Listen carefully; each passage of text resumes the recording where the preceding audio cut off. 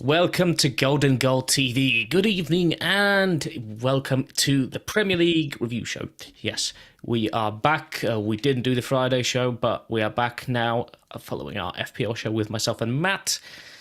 So yeah, it's we're going to review a few Premier League games, and I have with me it's just me and George. George, can you speak to us today?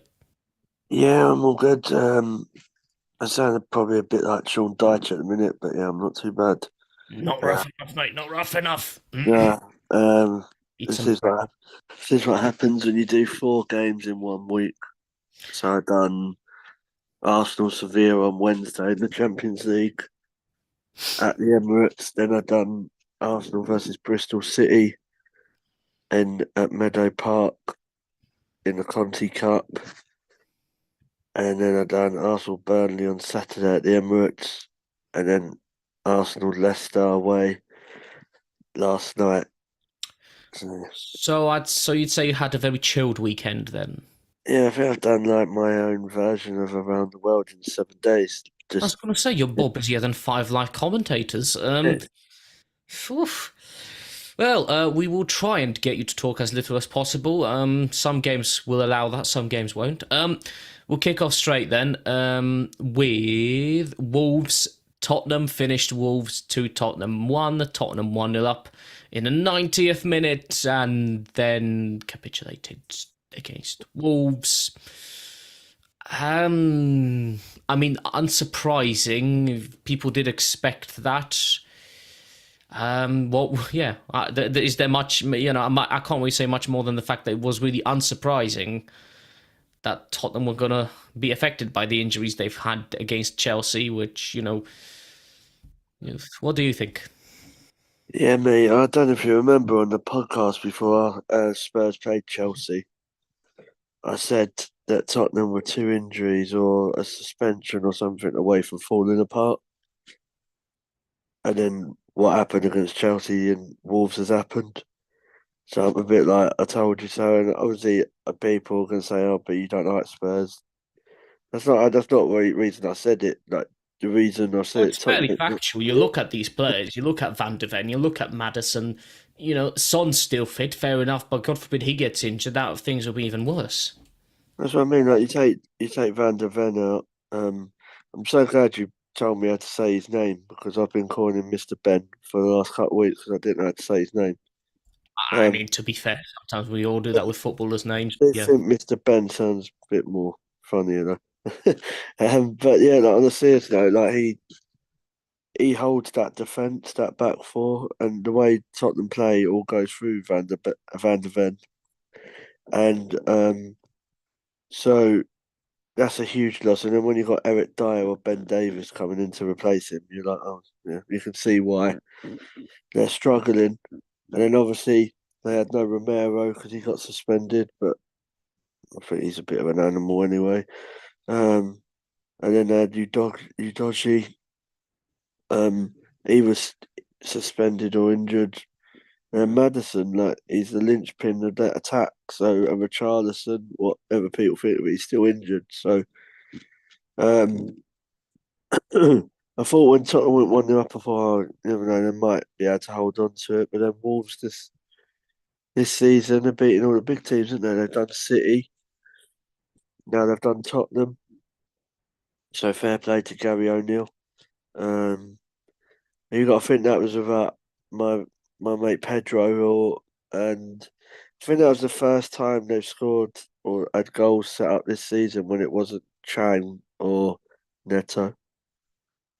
So that was quite an interesting stat. Um, I think it's good for the top part of the table as well because it brings everyone close in. Obviously, we'll talk about the other games, but yeah, Tottenham have got Villa after the international break, I think, so that won't be an easy game either. And if I hate to say it, like that could get ugly for Tottenham if Villa play how Villa have been playing. Like you think, mate, Ollie Watkins, Musa Diaby, John McGinn, all those players against Ben Davies, Eric Dyer, and it's There's no comparison. No comparing to it, is there really? So yeah. I don't know if I'd say I'd expected. I thought Tottenham might get a result at Wolves, but I wasn't surprised that they lost, and that's what I was trying to say before the Chelsea game. You get that squad affected, then it all falls to pieces because um, at the end of the day, like they haven't got that sort of squad. Yeah, it's a matter of squad depth at the end of the day, and you know that your squad depth is not very good when one injury, two injuries can offset you so much. And yeah, Tottenham don't have easy fixtures at all at the moment coming up, so it will be a tricky one to say the least, really. The whole back four was wiped out, wasn't it? Let's be Mm, real. Like your doggy Romero and Van der Ven. The only yeah, one for was Pedro Porro. That's it. and Pedro Porro, I'm quite surprised about because he did look to have suffered a nasty injury in the Chelsea game at one point, but then he got up and was fine. But relief for Tottenham on that one, I guess. But yeah, suspensions and injuries, not a good one. I mean, Udogi will come back in a few games, and so will Romero. But it will still be tricky, I think, for Spurs with the Got free. fixtures coming up. Did he get a free match, Romero? I think it was a three-match ban. That's what I mean. Like the only one realistic I can see being back is your doggy for the Villa game. So I don't know. It's really hard to predict games after international break because of obviously playing for your country and stuff. But Well, exactly. See, Tottenham hope to not get any more players injured.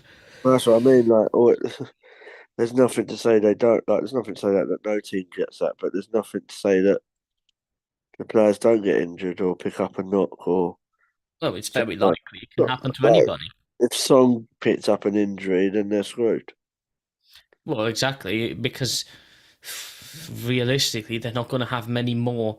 This is why I think, like, I know you might disagree or agree, but everyone says that about with Kane leaving Tottenham, oh, they're a different team. If you break it down, are they actually? Because when Harry Kane was there, when Son and Kane were flying, they heavily relied on them.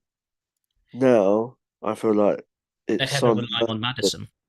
Yeah, it's Son and Madison. So I still think they have the same fundamental problems. They're playing a lot better. Don't get me wrong. I agree with that, and the players they brought in have done well.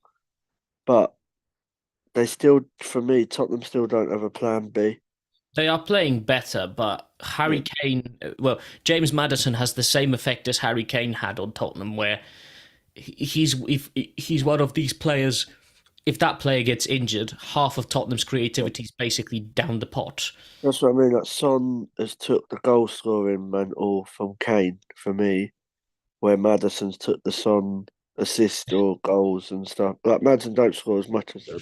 I'm not saying like that. I just mean the fundamental issue of it is once again they're relying on two players. If someone gets injured, then and any top team can't do that. Like, oh, hold my hands up.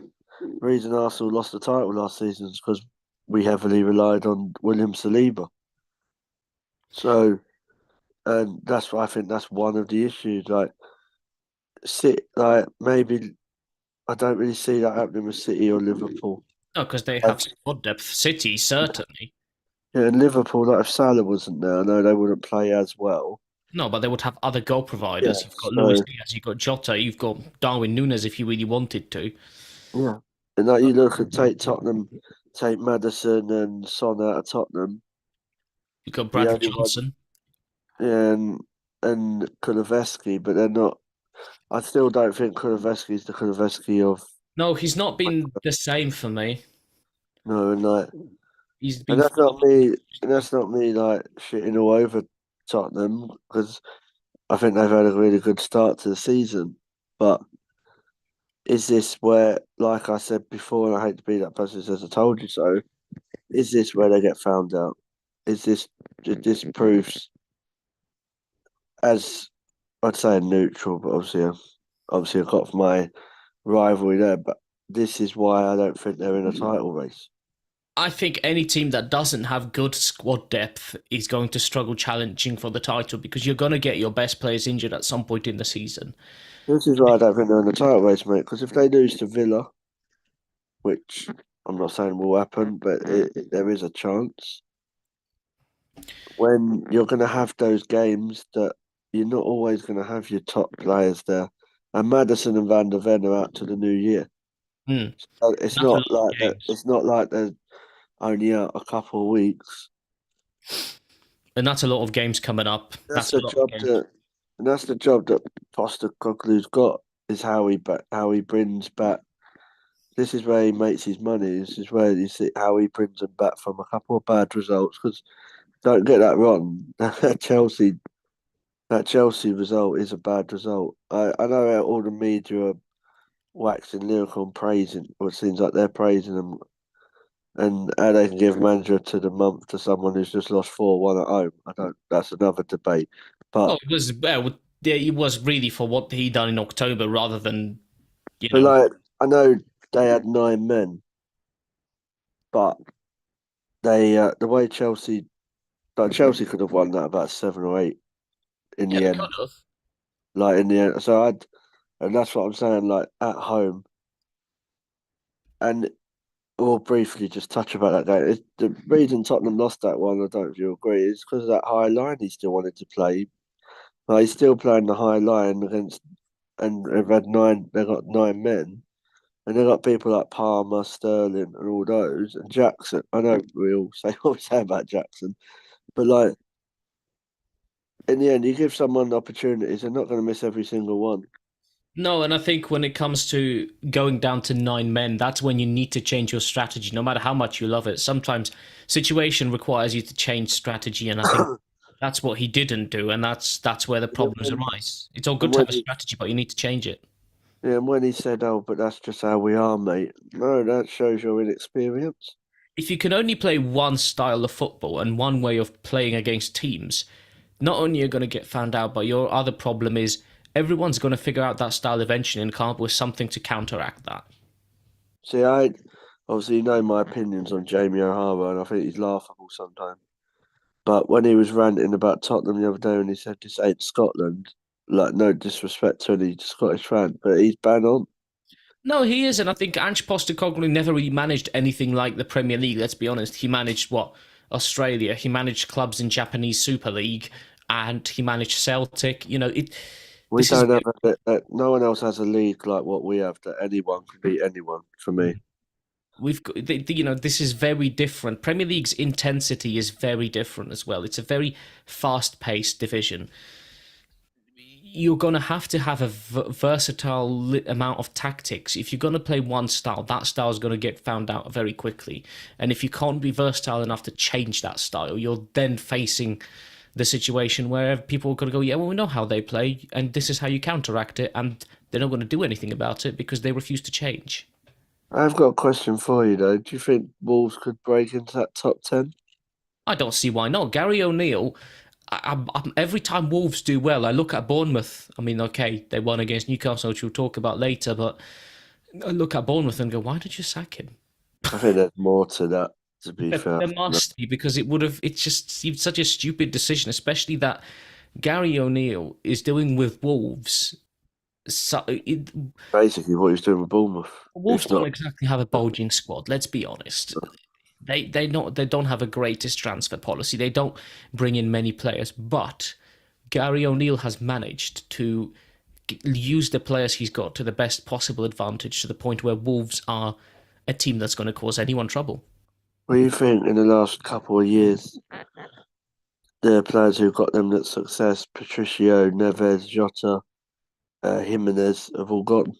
Hmm. So he had to deal. I'm not saying he lost all of them because they were players that have gone already, but Neves, like the and one who Daniel Podence, like these players have gone on to bigger clubs.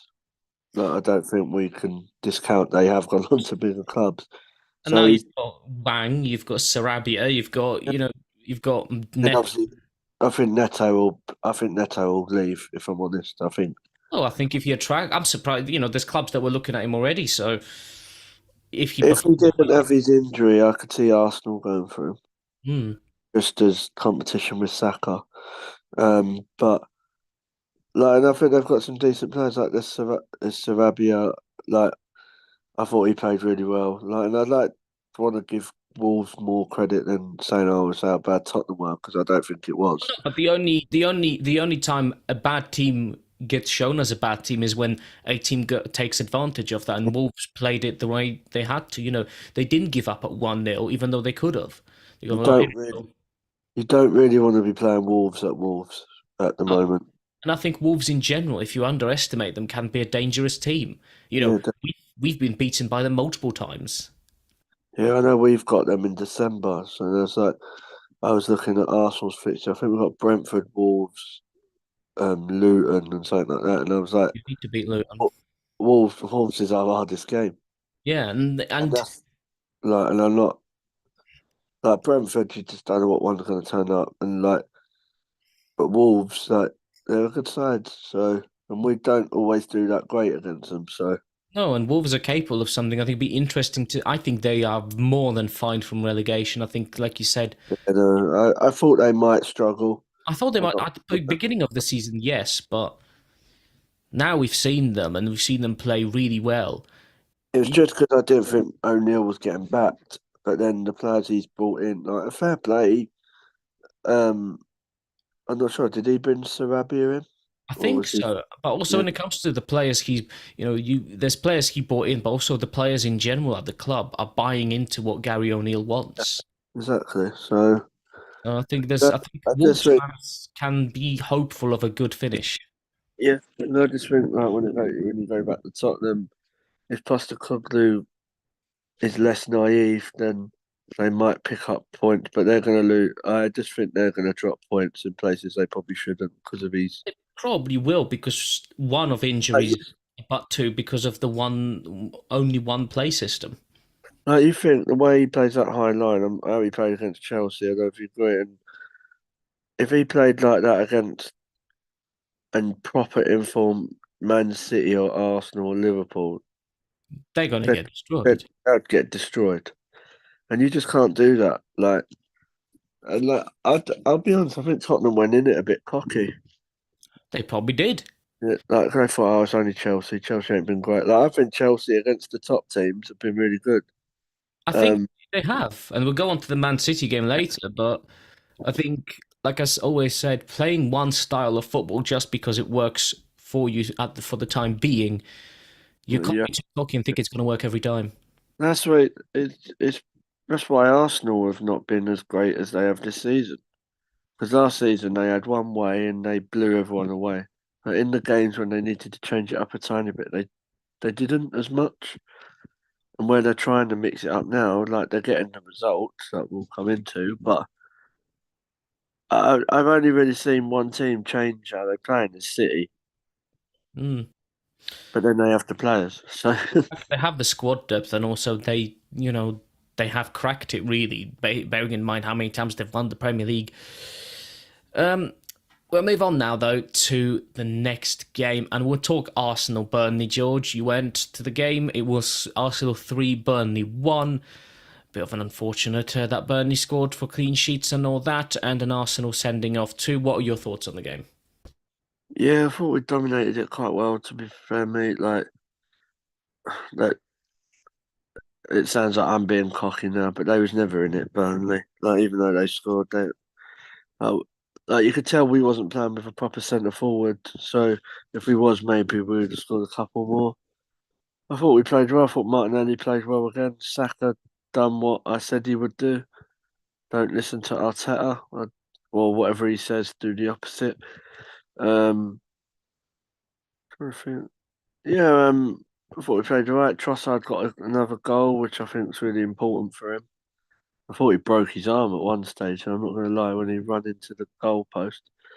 Was when so basically Saka flicked it on with like to the right and Trossard put it in the goal, but he's in momentum took him into the goalpost, but he seems to be okay. Hopefully Belgium are watching that and don't pick him.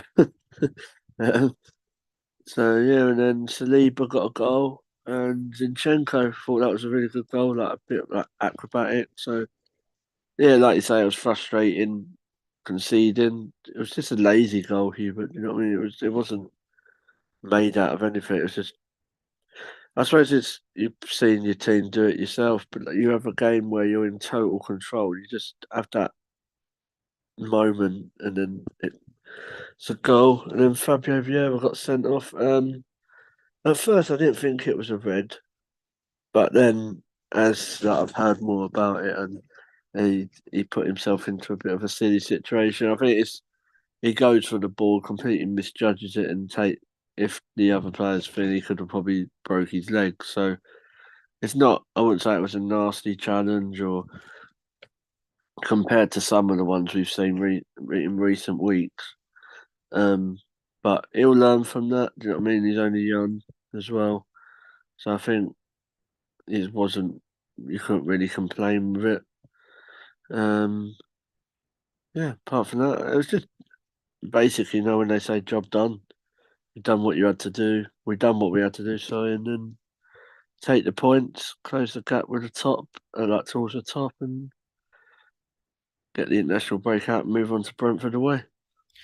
Yep, job done for Arsenal, and things are tight at the top of the Premier League table. Moving on to a team that very much isn't currently involved in that area of the Premier League table. Manchester United beating Luton at Old Trafford. It finished Manchester United 1, Luton Town 0. Now, question I have for you, are Luton slowly becoming a team that's slowly realizing how Premier League works, or were Man United just just not very good as always? It is a bit of both. I think what I'll come to Man United in a minute because there's got more to say about that. But I think what people forget about Luton is Luton done an amazing job to be even in the Premier League. Like, because I don't think many people would have thought they were going to get promoted last season. It must be quite a big thing for like. I know obviously you're not a great fan of Luton, but for them to be in the Premier League for that sort of area it reminds me a bit like Blackpool. Um, Well, it brings a huge investment to Luton and a lot of people, a lot of fans, a lot of tourists, so improves the economy of the local area. I think they have a very championship based team. I That don't know. championship-based team of recent seems to have caused the higher up clubs more trouble. Yeah, because I think with that is where they're not used to them sort of level of players. Like I think the championship players are really good. Like I've never I understood think they're why. often overlooked, to be Yeah, honest. so I don't know why they've never been looked international wise.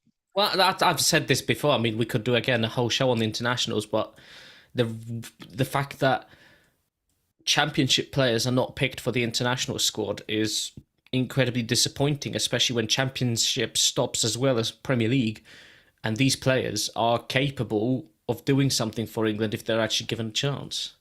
Yeah, so with Luton, I don't know. I don't, like. I know you probably wouldn't, but I wouldn't mind seeing Luton stay up just because um it's a fairy tale for them. Like not for other whoever supports anyone else, but it's nice to see that. It's nice to see those grounds. It's like being going in the Premier League in the 90s that you go to them sort of grounds like that or When you go in the Oakwell. third round of the FA Cup, Well, yeah, I think yeah, you have to look at Luton. In the last 10 years, they've done the whole circle. yeah. In the last however 20, 30 years, they've gone out of Division 1, ended up in the non-league football, then went right through that, went through League 1, 2, and Championship, and now they're here. It's quite a journey they've been on, and including, I can't remember the player's name, something Panzu, something like that, and he's been at Luton for 10 or 9 But seasons. Jonathan Panzu, That's the one. He's been at Luton for 9 seasons. He's been with Luton from non-league to the Premier League. I mean, his first game I think was against Staines, and he found himself playing against Man United at Old Trafford. I mean, it's quite remarkable. yeah, and that's what I mean. So it's a story. So and we all like a story like that. So I think it's they're just like, if they've just been given time to get used to what's going on with the Premier League, how they, because they'll have their own way they will play. You know what I mean? They're not going to play Premier League teams off the park. They know that.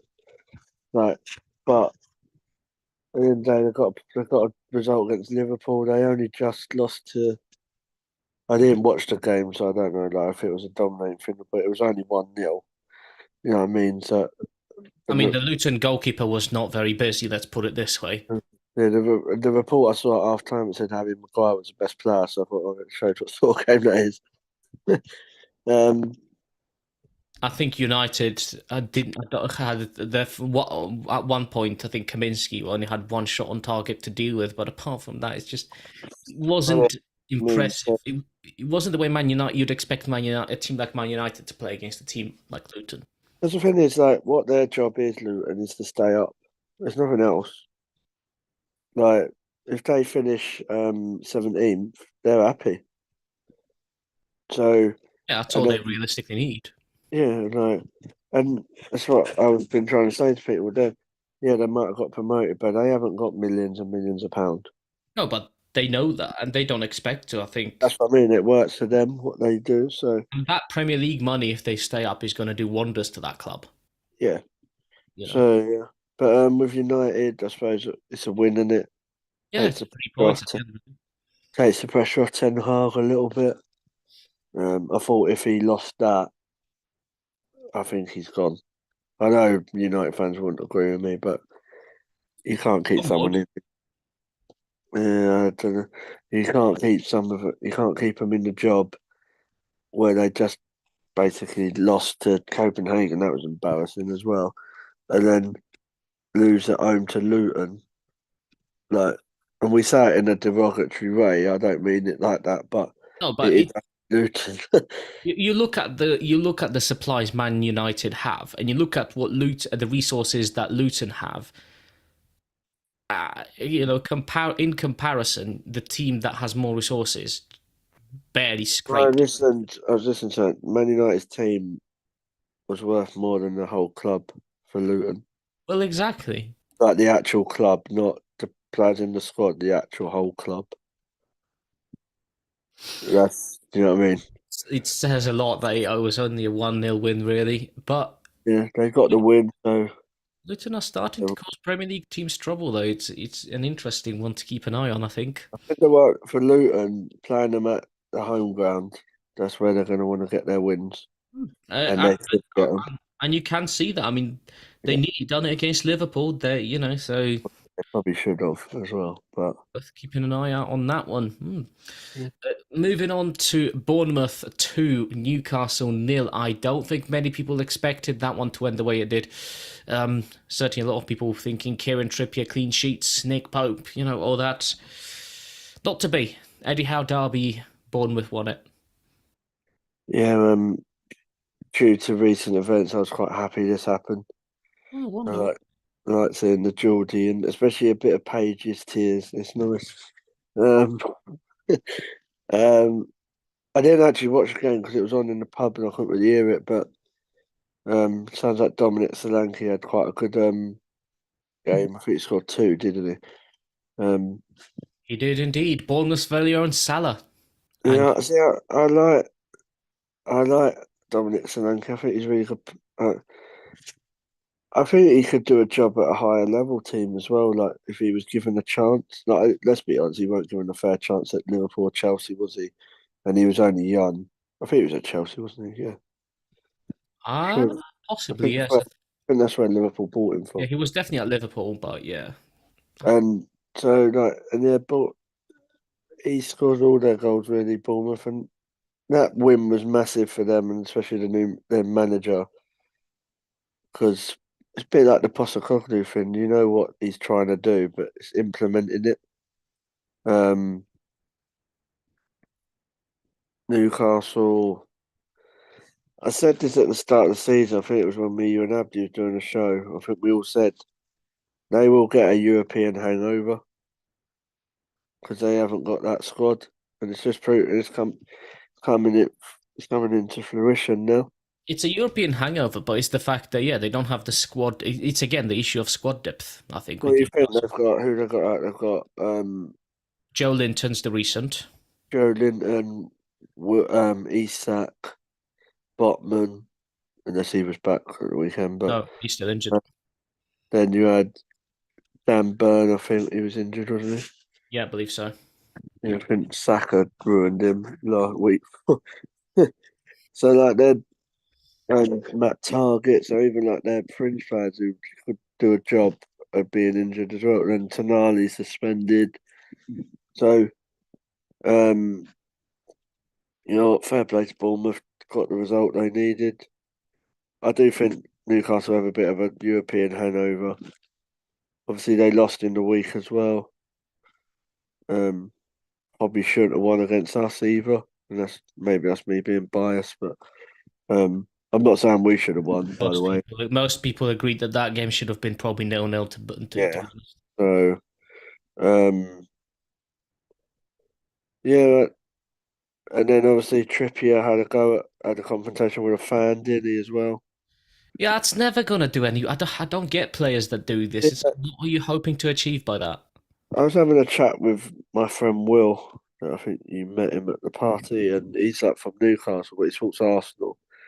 And he was saying what the problem is. You've got the hardcore fans that it's not. It's only a few years ago that they would remember losing, having a bad result against someone like Bournemouth under Mike Ashley or all that. But then you've got the younger and social media fans who expect because they've got all this money, because they're in the Champions League, they expect they should just be turning up against teams like Well, Bournemouth. it's like the entitled fans.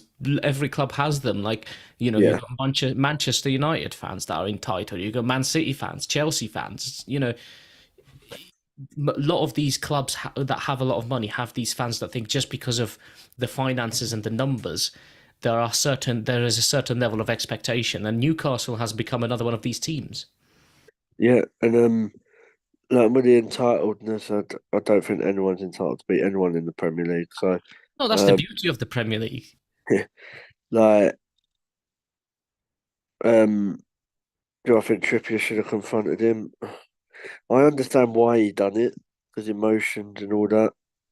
I think there's a time when it don't really help you. You don't really get anywhere from it. Like we saw how it happened with Xhaka. Do you know what I mean? Like I'm not saying the same thing happened with Trippier, but I appreciate what you're saying. That they're trying their best and all that, but fans don't want to hear that when they've just lost 2-0. Because New going all the way up to the Bournemouth ain't round the corner for Newcastle, is it? No, So it's just raw emotions. it's one And of these tricky yeah, things, but I can understand why I Trippier's a bit. understand both sides. I understand both sides. I do personally think a lot of the fans go too far with players anyway because the players are human beings at the end of the day. And I do understand Trippier doing it because not But being it rude, doesn't. Yeah. he's Mm, defending himself. Like you say, fans go too far with players. that's So the problem. yeah, Oh well, we'll go on to the last game then, and it was a Sunday thriller that no one probably expected would have ended the way it did. Of course, I'm talking about Brighton, Sheffield United. No, don't ask the Serbi that.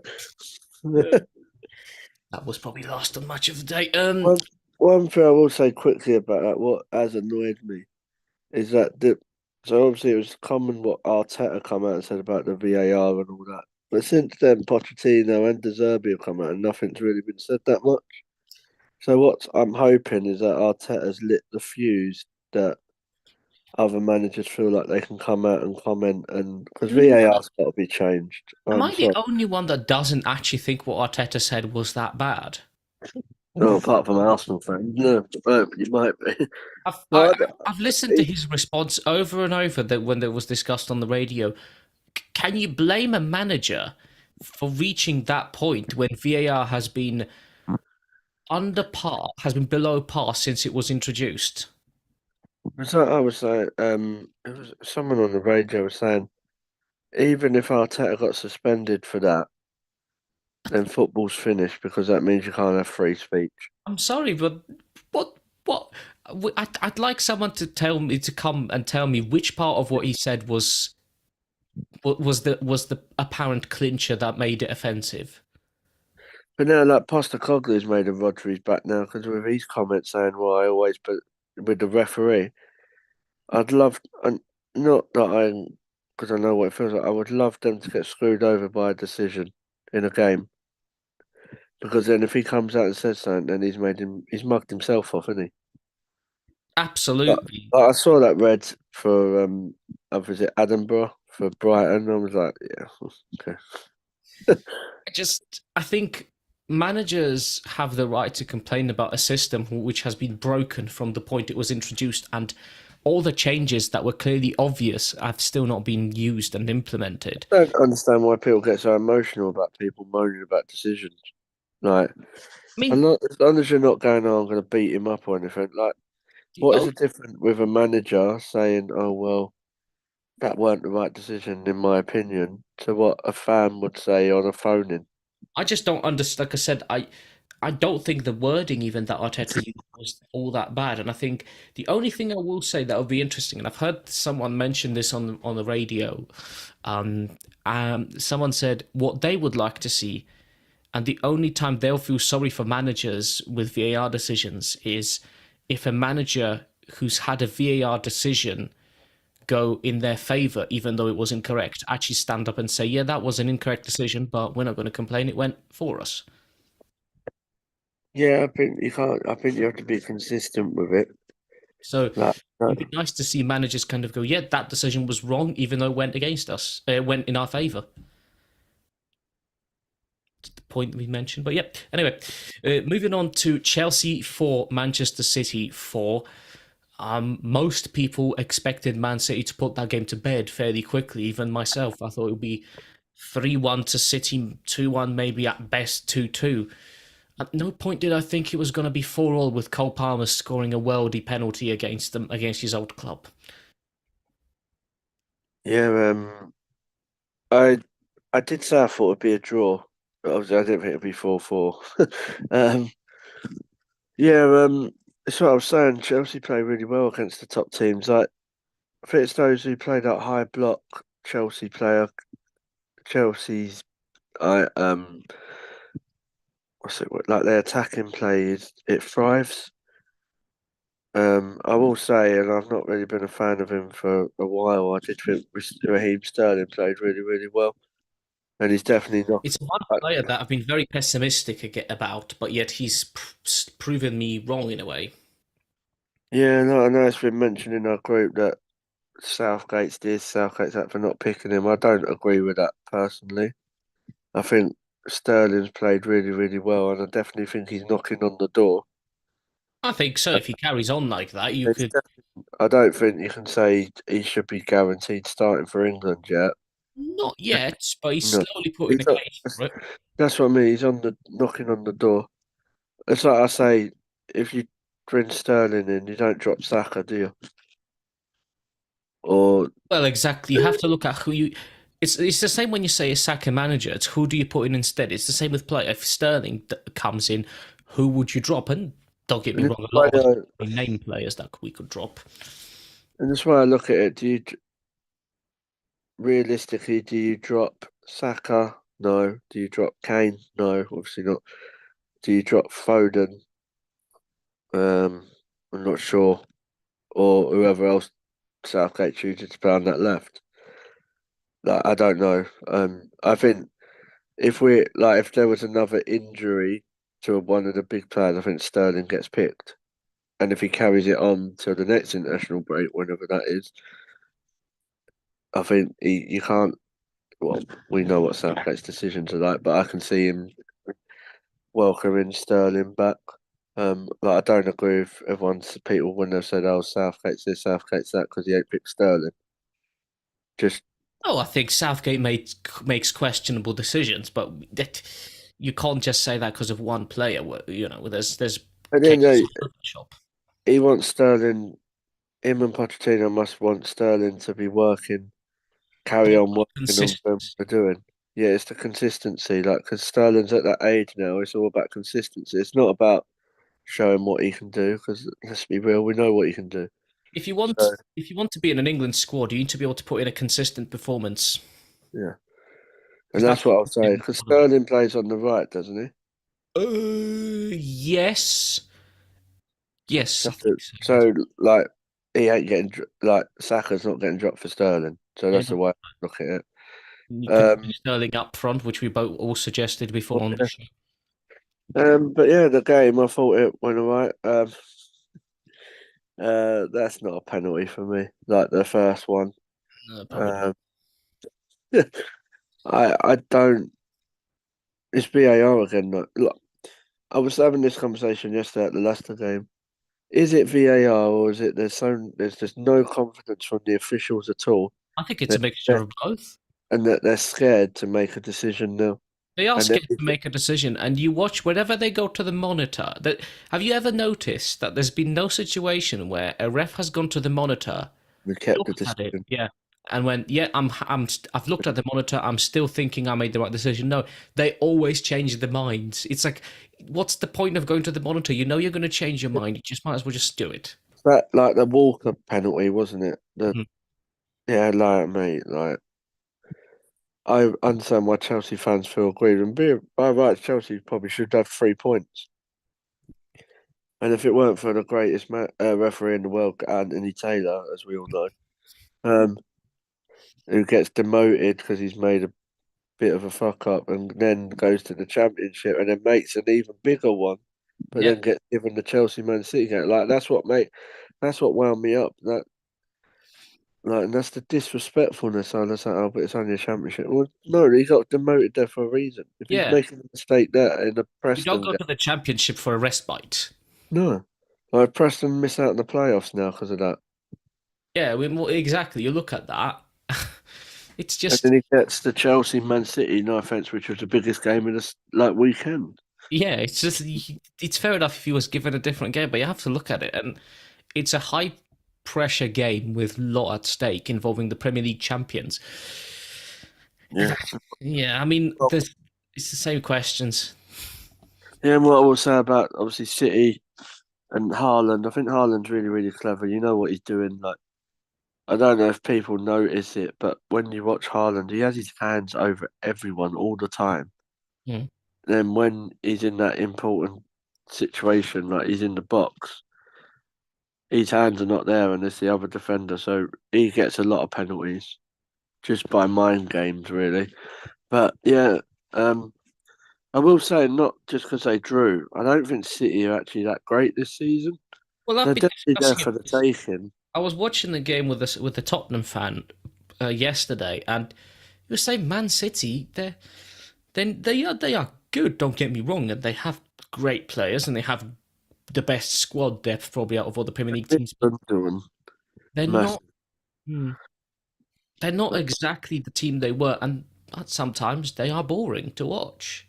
they definitely miss Ilkay Gundogan. Like More than I thought they would, actually. I know, obviously, I think you have to put in consideration Kevin De Bruyne who is out as well. But I think Ilkay Gundogan is. I suppose he was their captain as well. But no, they have got some good players. Um, but you always know when it's going wrong for City because Guardiola gets salty. I don't know if you heard his interview, Yes, I have. and he said, "Oh, Chelsea were better than Arsenal." I thought, well, why are you mentioning Arsenal? They're not even here. It's gotta say, it's You an know what I mean? interesting one. Why can't you just say Guardiola? Oh well, we were lucky to get a point. Because I'd be Or admitting defeat. The man's egos too, you know. yeah, you know what? Like we'll, I'll put it out there. I thought we've all been slacking off Jackson. He scored 4 goals in 2 games now, I like think against I think Tottenham and City.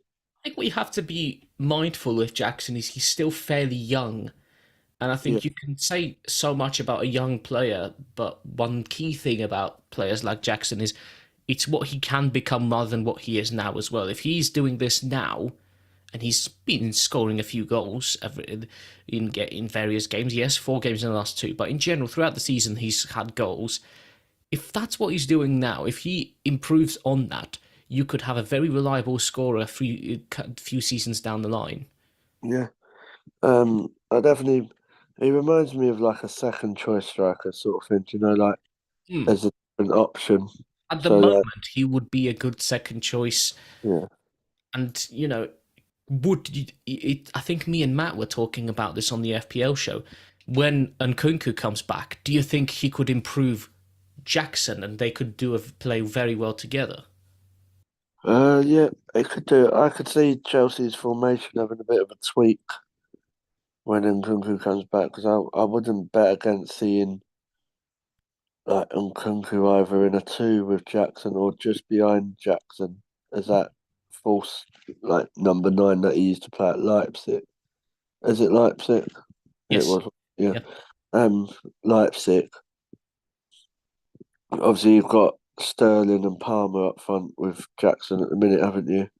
Hmm. Um, so I don't know. It's options as well, isn't it? Really. Because if you're Pochettino, you don't change nothing at the moment. Like I know they'll be disappointed 4-4, but let's be honest, it's only 4-4 because of that dodgy VAR decision again. Yeah. Like Could that be Walker penalty, that Walker decision is that's what done it for me. Um, and Kyle and Palmer, like kudos to him, mate. Like he's doing really well. Like I think it's the best move he's made. Yeah, Great. and a lot of people wouldn't have said that when it initially happened, me being one of them. I was so skeptical, but I think I was one of the people who said that was a good move, and I yeah, remember having you that were. conversation with you. A lot I of think people. what it is, he's the team's kind of being built around him. He's becoming like your Phil Foden sort of thing. Yeah. Some people say he reminds people of a young Kevin De Bruyne. Yeah. Well, yeah. So that's what I mean. So he's that's your version of him. Hmm. Or whereas at City, he weren't really going to get a look in, and he needed regular football at his age. Like, there's no point bringing him on for the last 10, 15 minutes. You don't score against Real Madrid or play well in Champions League. Well, because you got to think he featured going on the way to the final. Hmm. I don't. He might have even come on in the final, but um, yeah, I think it's been a really good move. Like if it's one of those signings, you think, oh, do you remember when Chelsea signed Palmer? And that was probably the start of it. Hmm. No, I'm Yeah. not saying. No, I think Chelsea could still sneak into European spots. Oh, there's no I, doubt I, about I that. I don't. think I you don't could, think top four, but but Europa League, Conference League are not out of the yeah. question. And I've then said this to people. I'd take a European spot. That would be an improvement on last season. the thing is, Conference League wouldn't affect Chelsea because of how big the squad is. No, exactly. So, but yeah, Palmer done. He done really well. Um, Obviously referring back to FPL stuff, you definitely would be jumping all over Palmer at the minute, how cheap he is. Hmm. No, you're Um, definitely worth it. yeah, and I don't actually think having Chelsea options is that bad now I because don't think it ever was. It's just the fact that it's fixtures. No one really knew what Chelsea you was going to see, plus did you? Premier League's unpredictable. Like I said, you can have a Who, team that you expect to win against on paper, but at the end of the day, who have you got next? we've got Newcastle, Newcastle next. So So yeah, like St is James, that see? I don't know. Like obviously, it won't be an easy game for you, but why not? Like I said, you play better against the top teams. oh, and you can't rule it out with Newcastle. They are inconsistent at the moment. They've got a lot of injuries. What will be their injury report come after the international break? We'll have to wait and see. I But think your fixtures get a bit better, don't they, after this one? yes, I believe so. I think we have Man United at some stage still to go, but you do wonder Like I whether, said, your games get better. yeah, that's because you don't know whether that's a tricky fixture at the No. moment. Or 3 points. But yeah, I think we're starting to see Pochettino's Chelsea a bit. I think he's definitely need a goal scorer. I think that's always been a problem, though, regardless of what manager has been at Chelsea. I think that's been an issue since Diego Costa. Yep, pretty That's much. how long ago I'd go back. When Costa left, we had no official goal scorer. Yes, Eden Hazard did a good job, but he wasn't. No, he went like since Drogba and Costa. I don't think it's been ever replaced really. No, we had Uh, wannabes, but they never worked. yeah. And the only other thing I'd say, I think you need, it's probably I know you got Gusto or James, but James can't be relied on, Well, as I unfortunately. said with James, is that he's a talented player, but you don't often see that talent because of his fitness record. Yeah, and the only other one I'll probably say is a left back, like a proper left back, because Chilwell. Well, I'm saying a lot of Chelsea fans don't like Chilwell or have a problem with Chilwell that much. I don't really understand what's I gone on there. was gonna say I don't get what problem they have with him. He's not a bad player, Yeah, and but this, yeah, I think Chelsea have got a decent squad. Um, I can see them still selling a few people in the summer though. they probably still will. They probably, to be honest, bearing in mind how much we spent, we probably should still sell players. Yeah, I think we need to be more careful with it. But yeah, there's Mudryk leaving. oh, I'd like him to. I don't think he's that useful. I just think he don't. I'll be honest. I don't. He looks to me as like someone who don't want to be there. He never wanted to even come there. Like I said this before during one of our transfer shows, he never wanted to be there in the first place, and you can tell that very much. And to me, if a player doesn't want to be there, he should never have been made to go I there. wouldn't. I'm not saying it will happen, but I wouldn't rule out him, and not saying now, but down the line, him actually ending up at Arsenal. I'm not saying it will happen. Oh, he should I have gone don't know. there in the first place. Yeah, I just don't. I'm just not sure. Like there was rumours of a swap deal, Smith Rowe and Mudryk in the summer. Mm, I would have took that personally. I mean, Smith Rowe has got more potential than Mudryk has, but But it's just but it's his injuries that does it for me. Like I like Smith Rowe, he's a good but player. But yeah, any player that uh, has a you can't really be sentimental in football like you're seeing no, with Reece James. you need reliability. You don't need, you. There's no point having a talented player who can't keep himself fit. What do you think of it, mate? Like, let's be honest. You potentially had, you've got one of the best fullbacks if they were fit, Hmm. or that probably in the world in Reece When James. Reece James is fit, he makes a good damn difference when he plays. Definitely in the top six or top five right backs in the world for me. Exactly. So I do think if he plays and he's fit, he makes a massive difference. But then if he doesn't, then yeah, more often than not, he hasn't due to fitness. Yeah. Yeah. There you go. That is the show, people. So let me tell you quickly what's going to happen on the channel over the next few weeks. The next show you will hear will be on Monday the 20th. And due to a little reshuffle, as I'm off for 2 weeks or so, because I'm on guide dog training, Jonesy will be producing and Yeah. George will be hosting. I will be back on the 4th of December. But yeah, you'll have a preview show on Monday the 20th. Then you'll have an FPL show on the 23rd. And then the week after that will be more of your usual content. So, yeah, that's the next few weeks on the channel. Like, share, subscribe, tell your friends. The usual rules apply. Hit that bell to receive notifications when shows start and if any extra content appears. And of course, at Golden Goal TV on X if you still use it. We got the Facebook group, we've got the WhatsApp group, but in general, contribute, join, talk to us. And if you want to be on the show and talk and represent your club, then we want to hear from you also. You can contact us on the usual social media links. Because yeah, we want to hear you represent your club. We can talk about some of the clubs, but the real people that will know more about it and from their club's perspectives is the club supporters themselves. So if you want to be one of them, you talk to us. All righty. So thank you all for watching, and we will see you on another show.